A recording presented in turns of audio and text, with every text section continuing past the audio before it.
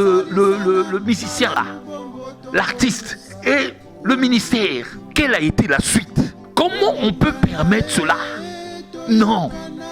Si aujourd'hui, nos frères sont allés, ils sont assis dans cette logique actuelle parce qu'ils ont compris les enjeux. Ils se sont dit, par rapport à ça, nous ne permettons pas. Et si vous le faites, là, vous aurez la chicote. Et voilà pourquoi il y a ce qu'on appelle la dissuasion. La dissuasion. Je vais terminer par la dissuasion. La dissuasion. Nous allons terminer par ceci. La dissuasion. Nous avons ce système qu'on appelle périmètre. Et ici en anglais on dit dead hands. Dead hands, en anglais c'est la main noire. Périmètre, c'est un système mis en place par les soviets en 1980. Le système là consiste à quoi faire? Je vais expliquer ça en 2 mots. Le système, c'est un système automatique. Alors, ce système, les Russes ont mis ce système en place, ce qui revient à dire, si à l'époque, les États-Unis pouvaient bombarder la Russie par surprise, et qu'en bombardant la Russie, qu'il n'y ait plus un dirigeant pour prendre une décision, un seul dirigeant, qu'il n'y ait plus un seul dirigeant pour prendre une décision, afin qu'il ait la riposte, alors, ce système périmètre entrait automatiquement en action. Récemment, pendant la guerre de l'Ukraine, le président Poutine a réactivé ce système. C'est un système dissuasif. Le système là a été mis en place, les États-Unis étant la première puissance au monde, on l'a mis en garde. La dissuasion, elle est là. Les États-Unis sont conscients qu'aujourd'hui, si nous bombardons ce pays, même s'il n'y a plus personne, eh bien, ce système périmètre que eux ils ont surnommé Dead Hand, ça veut dire la main noire, ce système, dans ce système, il y a tous les pays hostiles à Moscou, c'est-à-dire à la Russie, répertoriés. Donc, ce système automatiquement se déclenche, envoie les bombes nucléaires dans tous les pays. Raison pour laquelle les États-Unis et la Russie, malgré les discussions, à la fin, bon gars, tu as compris, hein? Si je fais ça, je vais te faire mal. Moi aussi, si je te fais ceci, tu auras mal. Bon, écoute, ça ne sert pas.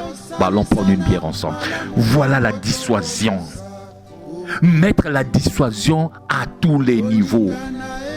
Raison pour laquelle je disais tout à l'heure, la dissuasion doit être dans toutes les administrations congolaises. Et cette dissuasion, ça s'appelle les réformes. Mes chers amis, rien actuellement peut nous aider que les réformes et la sanction. Avant la sanction, nous avons les réformes.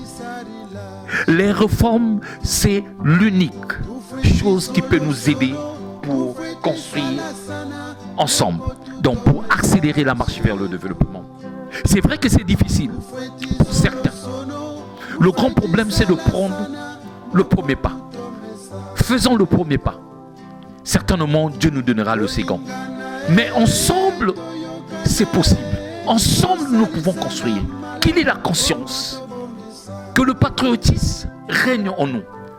Peu importe notre niveau, peu importe notre rang social, peu importe notre réalité, si nous sommes patriotes, eh bien, nous pouvons apporter notre pierre à l'édifice. Au moins là, nous pourrons dire, ouais, ça a été difficile, mais nous avons fait ça ensemble. Et votre nom demeurera à jamais pour le Congo. Merci mes chers amis. Merci mes chers compatriotes pour tous ceux-là qui me suivent. Merci pour tous ceux qui sont entrés par YouTube, tous ceux qui ont suivi la première émission. Je voudrais vous dire merci. Merci pour les apports, pour les suggestions. Merci pour tout. Je voudrais vous dire du fond du cœur que le Congo, c'est notre dénominateur commun. Ce que nous faisons aujourd'hui, comme je disais dans le devoir patriotique, c'est l'éveil, le réveil et l'expansion patriotique. Nous réveillons, nous éveillons ceux qui sont morts pour le bien commun. Ce que je fais aujourd'hui, c'est par moi propre. C'est pour toi qui me regardes. C'est pour toi qui me soutiens.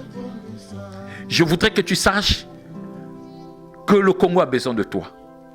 Même au plus bas niveau, nous pouvons apporter notre pierre à l'édifice.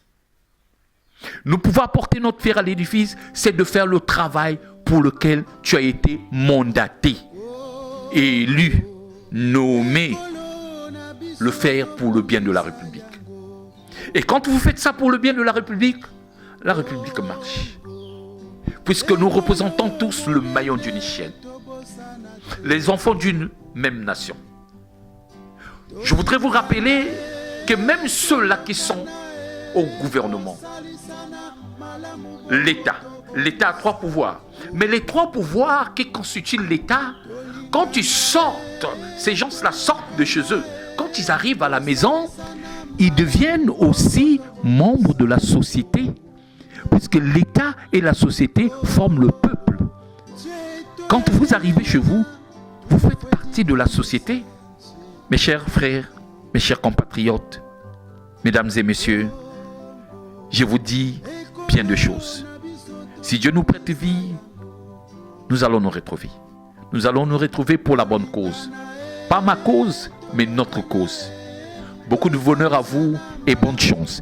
Et beaucoup de bonnes choses aussi à notre futur président.